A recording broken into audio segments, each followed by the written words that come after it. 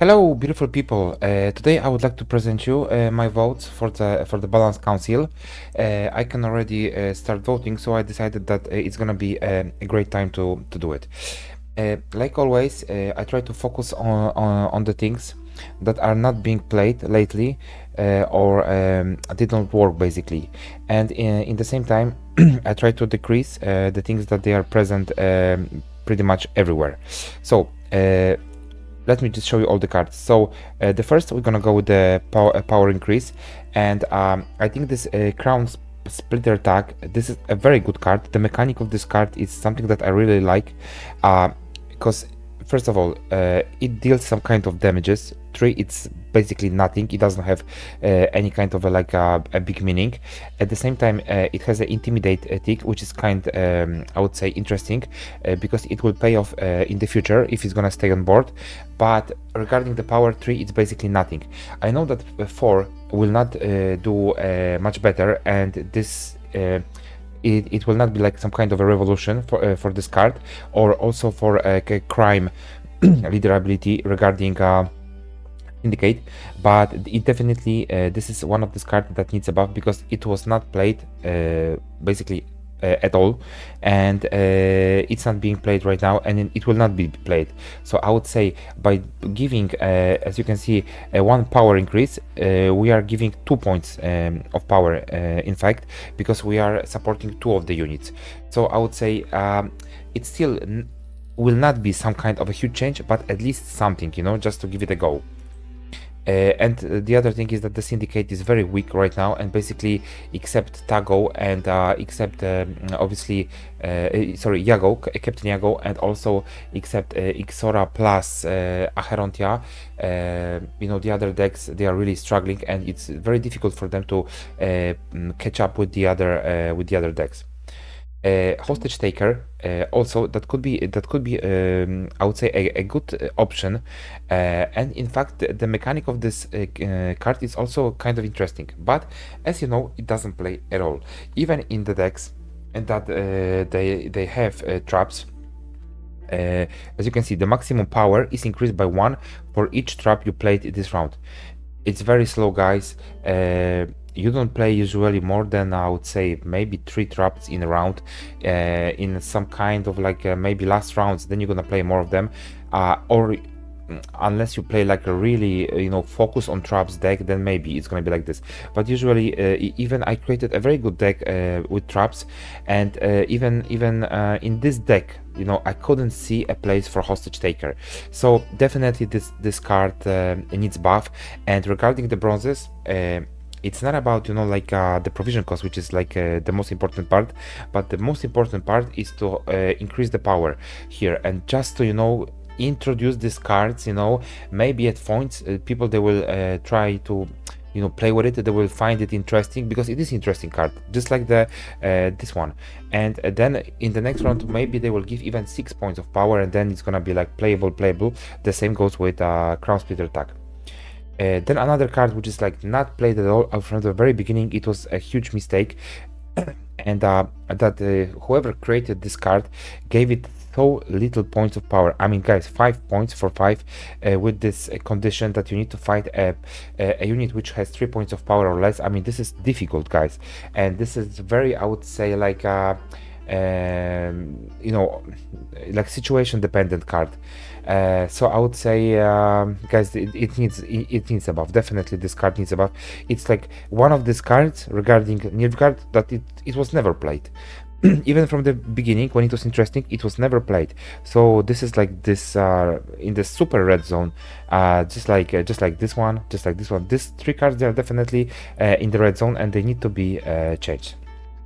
Then the power decrease, and obviously crack and create for 7 for 10, plus this ability that it has with clashes. Guys, this is crazy. This card needs to be changed, in my opinion, because, you know, it's unremovable even in 2 turns. Even usually it's, I mean, it's difficult. It's not possible to be removed in 1 turn, that's for sure. In 2, maybe in some kind of cases, but it's difficult to get rid of this card. So I would say this is like on my wish list, number 1, to have this power decree. This Kraken, Guys, to be honest with you, I feel like this is the worst, I would say, part of our changes, because you don't want to make this card weaker. You would like to just give all the cards a boost, so we can play for higher point value. We can, you know, resign from control options. We can get into this zone where we are looking for opportunities to get something, you know, like unexpected, something unusual, not to just use, you know, like stop your opponent from playing, hold your opponent, you know, hold them back, and so on and so on. No, I think like to make this game more interesting, we need to progress. And Kraken, you know, as you can see, he got 1 point, you know, right now it's for 5, it used to be for 6, and guess what? He's still not being played, so it means that he needs another buff. So I mean, you know, like 1 point of removal, so it can maybe be played. But for sure it means that something is wrong with this card if still this card is not present in any kind of a meta deck. And this is, guys, I would like to remind you, this is a card which costs 13 points of provision, which is a huge cost. The same goes with Vernon. And why am I trying to change this card? I know this card is being played, and this it's gonna be a buff. But if you see right now, and if you go to Nilfgaard faction, and you will see how it works regarding the provision cost of 6. Guys, you have this card which basically look at 2 random gold cards, and you have a selection, and you only give your opponent 1 point, while this card maybe it gives you 2. But guys, this is like super, you know, super random. The same you can go with this. This gives you 1 card, and also it's random, and it costs 6. I would say definitely you give too much. 2, it's like the sweet spot. I think it regarding what happened here. So this one, if it's like this, it should be changed to 5 points of provision, because comparing this Prince Wilhelm to our Roderick, I mean, these cards, they are not comparable even, you know, because this card is way much stronger than the Prince. That's why I would also, you know, say that Vernon needs a buff, and obviously then he will be played a lot. But that's good, because this is good for thinning, this is good for consistency, and that's what I'm also looking for in this game. That you will have this situation in which you are sure that you're gonna play all these cards, you know, that cost so much for provision points, and they will not be left in your deck, because it makes absolutely no sense to get, you know, like that's why you know, I got to pro rank with this juggler's deck, because it's a low cost deck. Basically, guys, you're playing with bronzes, and you are able to win with bronzes with all the very card with all the decks that they are dedicating so many points to the strong cards. What is also important, the other thing is that, for instance, the golden necker decks, as you can see, you have over their cards which are like in main point, you know, like you have only golden necker, which is 10 points of provision, yeah, and then you have all these cards for 9 points of provision, and you can easily win with all these cards, even if a guy he plays with some cards that are like 14, I don't know, even 15 points of provision. You're able to win with him. It shouldn't be that easy. And you know that right now, what is in the meta deck? Obviously the Northern Realms with shields. So you know, like Golden Necker can definitely outpoint even the decks with that kind of cards. Regarding the provision increase, obviously this is not a 5 provision card, this is a 6 provision card. I didn't have a problem with Nausicaa Sergeant, you know, like 10 for 6, although I think it's too much, especially if you play this with Assimilate, or if you play it with Enslave 6.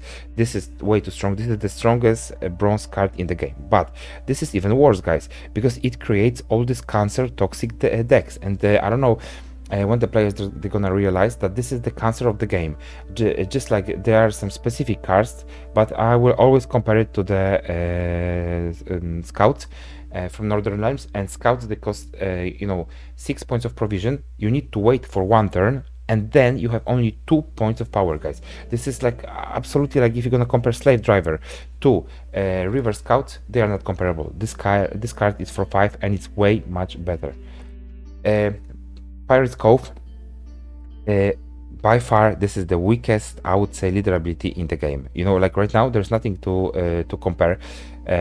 I know that this card got buffed, this ability, but 15 guys, if you're gonna compare to Mahakam's Forge, if it's like 17 right now and this is 15 guys, I mean this is nothing, you know, like you don't get any coins here. And as you know, Syndicate is very coin dependent. If you don't have coins, if you don't get coins from your leader ability, then basically you are in trouble. And this leader ability, what it only gives you, it gives you two spenders, and spenders that are not, you know, bringing to the table any kind of coins. So this is like a raw spender, that's it. And you have two spenders each for one round, and that's pretty much it, guys. And this is a spender for 4 points of provision, not even 5, guys. So I mean, like, come on. Of course you can play it with ganks. There is also like another that you can play, but that's it, only 2 options. So I would say this is by far the weakest leader ability right now, and it needs to be changed. So I would say 16, it will be still not enough. I would vote for this one for 17 for sure, because this things needs a buff. The same goes with blood money. I know that in this patch, in this after the balance council, you know, there was a slight change for blood money, and that witch hunter executioner, finally he got into 5 points of provision. But guys, this is nothing. We don't see, and obviously we have also another change. Also this card got buffed, but this card, it's anyway, this is not, guys, it will not be played. Where is Syndicate? Syndicate is here, and we have this card should be here, and scapegoat. But this card, as you can see, is not being played at all, and it was never played. I mean, you have better options for sure than the scapegoat. Of course, I know that automatically you will just get the profit of 7, because you can you know, play, let me say, first you can put on board vigilantes, and then you will play the scapegoat. But let's get to the point. I mean, this is weak. This is it still needs a buff. If you're gonna compare it even to jackpot, guys, I mean, it's not comparable at all right now. Blood money used to be pretty strong at some point, and it had a place in the game, but right now it's basically like completely forgotten. I don't see this you know, leader ability played at all, to be honest with you. And even if you were facing blood money, okay, you're like, okay, I'm in trouble, it's gonna be difficult. Right now you play with blood money and you're like, okay, I'm gonna win it easily, because that's the way it is, you know. It's far too weak. Then regarding, you know, thinning, anglerfish is by far the weakest card in the game, with this condition of rain and so on and so on. And also, how many times, guys, did you play and you were in the situation that one of the anglerfish was in your hand, the other one was in your deck, and basically you had to use all of your rain ability to get at least one of them from your deck, and then you were stuck for the rest of the game with the other one in your deck. So I mean, at least, guys, to make it playable, to like encourage people to play this one, because right now it's played only in a beast decks, and only because it has a tick of a beast. In any kind of a rain deck you will not see this, and you know, this basically anglerfish was meant to be played specifically in the decks with rain, but with other rain, you know, oriented cards, not with beasts. Then the professor, I think that you know, blood money not only deserves one more point of provision, but also this card, it's a very, you know, expensive card, guys.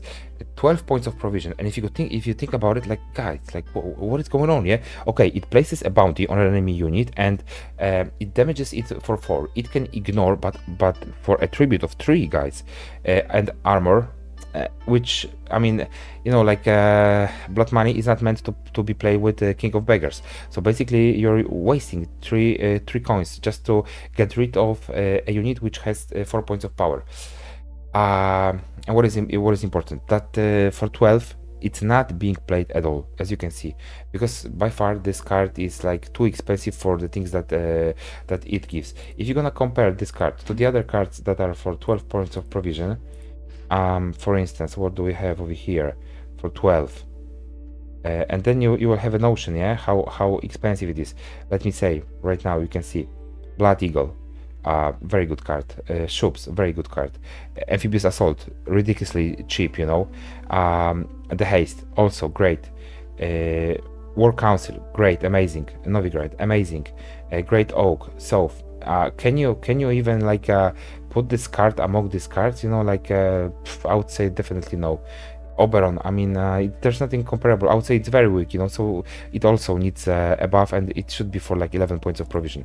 And Feign Dead, still too expensive, still not being played for a certain reason.